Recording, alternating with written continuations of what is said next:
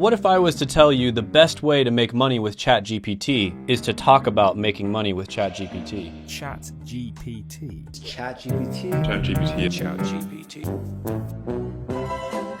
With all joking aside, I've been using ChatGPT for months, and I know a bunch of other business owners that are as well. And I can tell you it is really good at performing certain tasks. And these are tasks that you could come in, start a side hustle or a business with, and it wouldn't require any startup cost, and it's really easy to do. And the first one that I'm gonna talk about is prompting operations consulting. And what this basically is where you're gonna go to business owners and you're gonna consult with them on how to make their day-to-day operations more efficient using ChatGPT, and specifically coming up with prompts that are tailored to their business. And there's honestly so many different ways you could do this. You could work one-on-one with them, or you could start a service, or you could make tutorial videos, or you could create prompts for different types of businesses in order to get leads to your business. And let me show you exactly what I mean. So there's this really cool extension that you can download on Google Chrome called AI PRM. So you would download the AI PRM for ChatGPT Google Chrome extension. You're gonna go ahead, add it to Chrome. And then on ChatGPT, you're gonna see all these different automated prompts that people have already figured out